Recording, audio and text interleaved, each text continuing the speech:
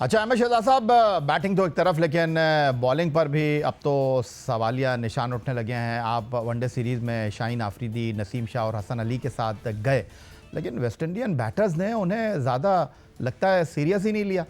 नसीम शाह की 2 इनिंग में 5 विकेटें हैं, शाहीन आफरीदी की 2 इनिंग में 4 विकेटें हैं। क्या कहना चाहेंगे?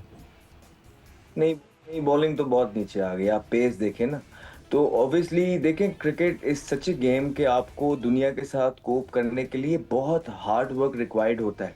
अगर आप ब्रेट ली वगैरह की मिसालें देखेंगे तो ओवर द इयर्स वो क्यों इतने कंसिस्टेंट रहे हैं, क्योंकि उनका ओढ़ना बिछोड़ना उन्होंने सिर्फ अपने मुल्क को कर लिया था और अपने आप पे काम करते रहे थ्रू आउट। यहाँ पे मसला ये होता है हमारे क्रिकेटर्स के साथ कि ये बड़ी जल्दी इनको थोड़ी सी फेम मिलती है, थोड़ी सी परफॉर्मेंस के बाद, तो ये बहक जाते हैं। जब बहकते हैं तो उस लेवल का हार्ड वर्क करते नहीं है। तो हार्ड वर्क जब आप नहीं करते हैं तो आपकी क्रिकेट बहुत नीचे आ जाती है। आप देख लें कि ये बॉलर वो हैं जो 150 को टच करते थे, 145, 46, 47, 150 को भी। अब वही बॉलर की एवरेज स्पीड आती है, बेशक नसीम है, शाहीन है, जो भी है, 132, 133, 134 आपकी मैक्सिमम। अब शाहिद अफरीदी जो लेग स्पिनर थे, जब वो अपना तेज बॉल करते थे तो 130 पे तो वो करते थे। तो इससे अच्छा फिर ये है कि शाहिद अफरीदी को वापस ले आते हैं, उसे कहते हैं तेज बॉलिंग स्टार्ट कर दे। तो ये आपकी फास्ट बॉलिंग का हाल है इस टाइम पे। तो एशिया कप जैसे इवेंट में लगता है कि ये दोनों फास्ट बॉलर होंगे, क्योंकि बांग्लादेश के खिलाफ डेब्यू करने वाले सलमान मिर्ज़ा ने सबसे ज़्यादा विकेटें ली, फिर सुफियान मुकीम ने बताया कि वो सबसे बेहतर इकोनॉमी के साथ बॉलिंग कर सकते हैं। तो एशिया कप में बॉलिंग का कम्बिनेशन आप क्या देख रहे हैं? सर, आपको पहले ही बता बैठे थे कि जिन्होंने कॉम्बिनेशन चेंज करने होते हैं ना, वो मेरिट पे चेंजिंग्स करते हैं। तो जब ये टाइम अभी जो सारा चल रहा था, उस टाइम पे जब आपने ऐसे बॉलर्स लेके आने थे जो इन बॉलर्स की जगह ले सकें, आप वो नहीं लेके आए। आप सलमान ले आए, आप दानियाल ले आए, जो जिनकी परफॉर्मेंस ठीक है, बुरी नहीं होगी, लेकिन वो इतने इंटरनेशनल लेवल के मटेरियल नहीं है। अगर आप यही परफॉर्मर्स को लेके आते, खुरम शहजाद, मीर हमजा, अली रजा, मूसा खान टाइप बॉलर आते, तो शायद हम यहाँ बैठ के दूसरी बातें कर रहे होते। तो इसलिए तो इनको लाया नहीं गया कि लोग फिर घूम घुमा के यही कहें कि यार सलमान मिर्जा से तो वो फलाना शाहीन बेहतर है, या दानियाल से तो नसीम बेहतर है। तो इसी वजह से आपने इसी बॉलिंग अटैक के साथ जाना है, ये पूरा प्लान है। और ये क्यों है वो भी आपको भी पता है, अवाम को भी अब पता है, और हमें भी पता है। अहमद शहजाद साहब, यूएई में होने वाले टूर्नामेंट्स के लिए ज़रा स्पिन बॉलिंग पर भी बात कर लेते हैं। अगर हम स्पिन बॉलिंग ऑप्शन देखें तो मुस्तनद स्पिनर्स में mystery leg spinner Abrar Ahmed और सुफियान मुकीम शामिल हैं। सुफियान मुकीम को हम चैम्पियंस ट्रॉफी के स्क्वाड में जगह ना दे सके और बहुत तनकीद भी हुई, सवालात भी उठे। अब तीसरा ऑप्शन मोहम्मद नवाज़ की शक्ल में है। पार्ट टाइमर स्पिनर की बात करें तो सलमान अली आगा से ज़्यादा साइम अयूब पर एतमाद किया जा रहा है। अब अगर आपकी राय मांगूं तो इनमें कौन सा स्पिनर ड्रॉप हो सकता है, क्योंकि फास्ट बॉलर के साथ भी कॉम्बिनेशन बनाना तो होगा। अच्छी, वनडे के अंदर तो इब्रार को छोड़ के तो सारे ड्रॉप हो सकते हैं। हाँ, T20 के अंदर जो है आपका देखें, वनडे के अंदर सुफियान मुकीम की फिटनेस पे काम करना है। बड़ा पोटेंशियल वाला लड़का है, अच्छा लड़का है, लेकिन जितनी वो भी क्रिकेट नीचे से खेला है, बहुत गंदे बॉल एक ओवर के अंदर ना, वो जब प्रेशर पड़ता है तो 3-3 बॉल गंदे कर रहा था। तो ये शोज के अभी थोड़ा सा उस पे फिटनेस पे 10 ओवर पे काम होने वाला है। लेकिन T20 के अंदर he is a good bowler, उसको रीड करने में मुश्किल हो रही है, वो आपको काम दे सकता है। इब्रार को मैं अगर माइक हेसन की कोई एक चीज गलत है ना, वो सिर्फ ये है कि उसने एक तो शादाब की जगह रखी हुई है नवाज को लाके, ये उसने गलत किया हुआ है, ठीक है।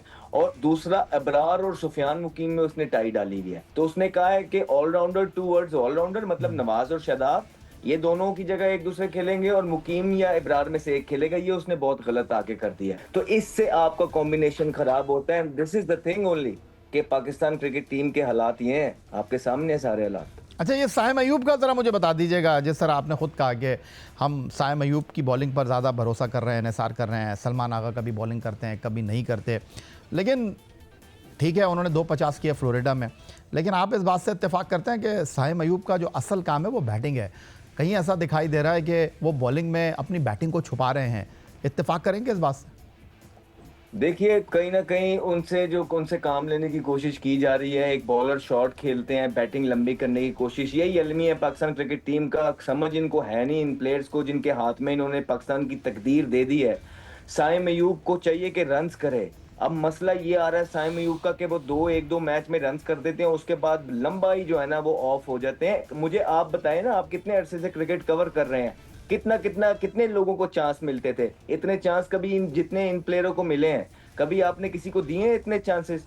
तो बात सिर्फ इतनी है कि साइम अयूब को ये पता होना चाहिए कि इस टाइम जो पाकिस्तान क्रिकेट टीम के सीनियर प्लेयर्स हैं ना टॉप ऑर्डर के अंदर, उन्होंने बेड़ा गर्क किया है पाकिस्तान का, जिसकी वजह से हम उनके बारे में इतना कुछ बोलते नहीं है। नहीं तो अगर न्यूट्रल होके जो है ना चीजें करने पे आए तो साइम अयूब की जो परफॉर्मेंसेज है वो 2 मैच और बनते नहीं है। इनको डोमेस्टिक में जाना चाहिए फिर खेलने के लिए।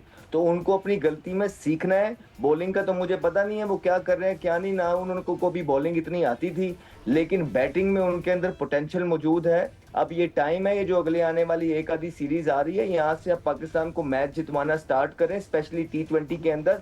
अदरवाइज वो टाइम दूर नहीं है कि अब इन पे भी बातें इस तरह की होना स्टार्ट हो जाएंगी कि ये इतने अंडर प्रेशर हो जाएंगे कि मेरे ख्याल से इनसे बल्ला उठना बंद हो जाएगा। अहमद, सुनने में ये आ रहा है कि हम यूएई की जो हॉट कंडीशंस हैं उसको देखते हुए शायद ट्राई सीरीज़ में वापस जो है अब्बास को लेकर आएँ, सलमान मिर्ज़ा को लाएँ, उसके साथ शायद हम T20 टूर्नामेंट में जो है वो हम लेकर आएंगे यहाँ पर अहमद दानियाल को। बट लगता यह है कि हम एशिया कप में अपनी फुल स्ट्रेंथ के साथ मैदान में जाएंगे और शाहीन आफरीदी और हारिस रऊफ़ जो हैं पूरी क़ुव्वत के साथ, तवानाई के साथ जो हैं वो हम एशिया कप में उनको खिलाएंगे, ताकि ये जो गर्म कंडीशन है रोटेशन पॉलिसी के साथ उसको आगे लेकर जाएं। तो आपके ख्याल में ये चीज़ें ठीक हैं? देखिए, मुझे तो नहीं समझ आई कि वेस्ट इंडीज के अंदर आपने हारिस रऊफ को क्यों नहीं खिलाया।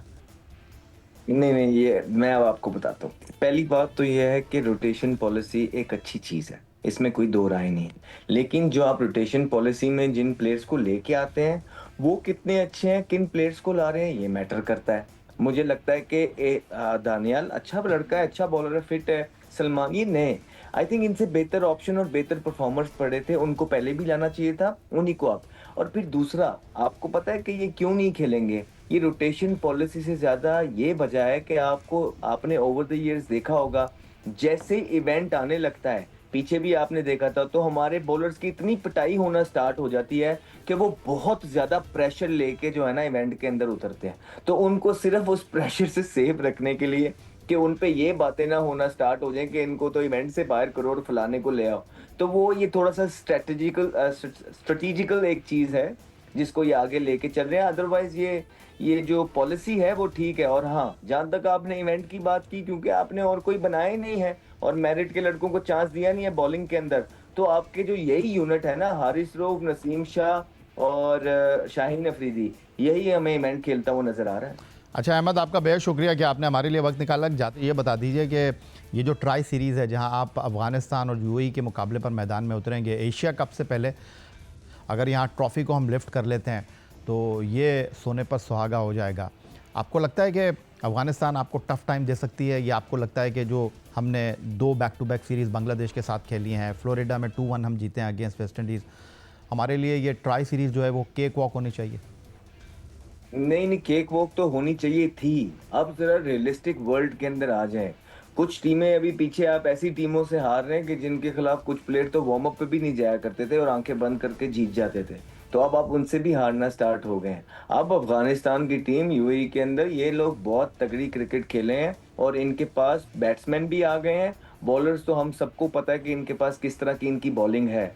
सो नहीं, आपको मुकाबला करना पड़ेगा। अच्छी बात है कि आपके इवेंट से पहले आपके जो है ना ये इनको आप फेस कर रहे हैं, बिकॉज आपने देखा होगा कि अफगानिस्तान अब क्वालिफाई करती है, सेमीफाइनल्स में जाती है, तो आप इनको कैसे हल्का ले सकते हैं? उन्होंने बड़ी मेहनत की है, वो एक होके खेलते हैं, वो टीम होके खेलते हैं। वो सारी चीज़ें जो पाकिस्तान को करनी चाहिए एक मैच जीतने के लिए या एक टीम बनने के लिए, वो पाकिस्तान नहीं करता है, लेकिन वो सारी चीज़ें अफगानिस्तान को जो करनी चाहिए एक टीम बन के खेलने के लिए वो करता है। हाँ, अगर दोनों टीमों की हिस्ट्री की बात करें और दोनों टीमों की पोटेंशियल की बात करें तो पाकिस्तान कई दर्जा आगे था, बहुत आगे था। लेकिन अफगानिस्तान ने जो वो छोटी छोटी चीजें टिक करके अब पाकिस्तान से ऊपर निकल गया। तो मैं पहले भी बोलता रहा हूँ, लोग उसको पता नहीं किस तरह लेते थे और क्या लेते थे, मैं अभी भी बोल रहा हूँ, अफगानिस्तान एशिया की नंबर 2 पे टीम है भारत के बाद। ये सिंपल बात है, इसको मान लीजिए।